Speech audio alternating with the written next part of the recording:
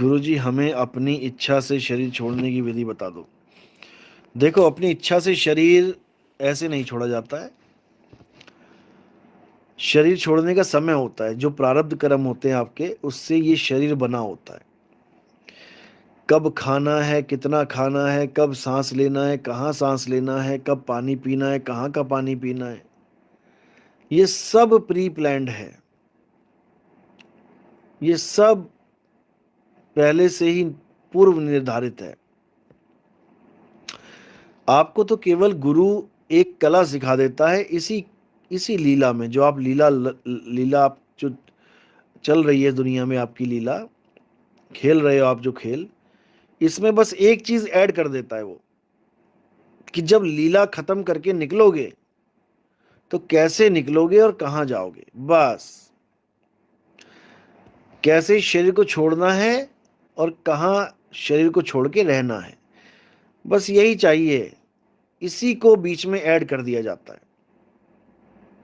और जो बात को समझ जाता है उसका फिर ये जन्म मरण का खेल खत्म हो जाता है।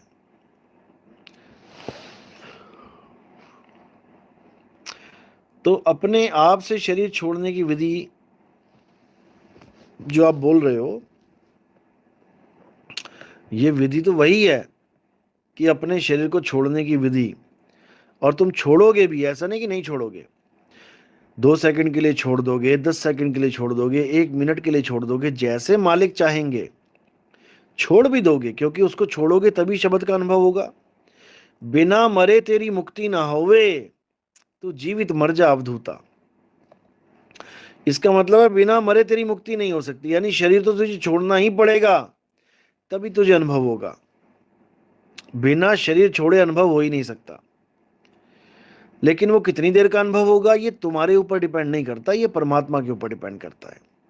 जैसे बाबा नानक को 3 दिन का अनुभव दे दिया उन्होंने, 3 दिन तक बेई नदी में रहे, ये परमात्मा ने दिया है।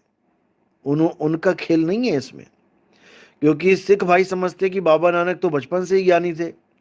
जब उनको कोई टीचर आया था पढ़ाने के लिए, उसने जब 1 लिखाया तो उन्होंने 1 लिखा, जब वो बोला 2 तो कहते 2 तो होता ही नहीं है, एक ही एक है, सब परमात्मा एक है।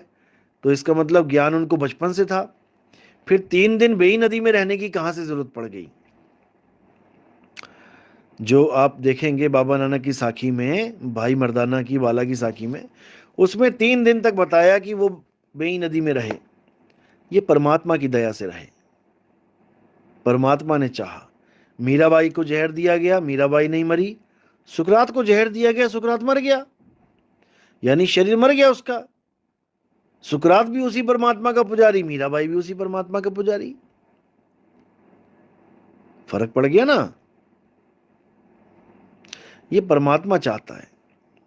जब परमात्मा चाहता है तब कुछ भी हो जाता है, और जब परमात्मा नहीं चाहता तो कुछ भी नहीं होता है। यहां तक कि काल भगवान चाहता है तब भी कुछ भी हो जाता है 3 लोक में।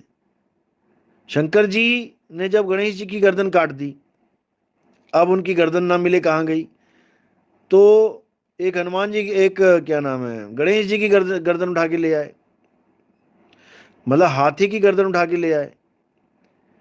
तो उस हाथी की गर्दन जब लगा दी शंकर जी ने, तो वो जीवित हो उठे, गणेश बन गए, सूंड वाले गणेश। वही शंकर जी मरे हुए गणेश को जिंदा कर दिए। लेकिन जब सती एक्सपायर हो गई हवन कुंड में छलांग लगा के, वही शंकर जी उसको ले लेके घूमे 6 महीना, जीवित नहीं कर पाए। विष्णु जी आए, वो भी जीवित नहीं कर पाए, उन्होंने चक्र मार के 9 टुकड़े कर दिए। चक्र मारना लास्ट ऑप्शन है, पहले जीवित करते हैं ना। जीवित करते अगर हो जाती तो क्या दिक्कत थी, लेकिन नहीं होगी, तभी तो काटा गया उनको। ये सब काल भगवान की अलख निरंजन की वजह से हुआ है। अलख निरंजन चाहता है तो कुछ भी हो जाता है। अलख निरंजन ने चाहा तो अर्जुन ने दे बाण पे बाण, दे बाण पे बाण, कितनी सेना मार दी। और अलख निरंजन ने नहीं चाहा तो देखो अर्जुन को भी लूट लिया चंद्र लुटेरों ने। कुछ ना कर पाया उनका धनुष बाण। तो बात ये है, 3 लोक में काल का चक्कर और चौथे लोक में दयाल दयाल बैठा है। जब वो चाहता है तो कुछ भी हो जाता है, जब वो नहीं चाहता तो कुछ भी नहीं होता है। तो आपका मुक्त होना भी उसके हाथ में है। राम है दाता मुक्ति का, संत जपावे नाम।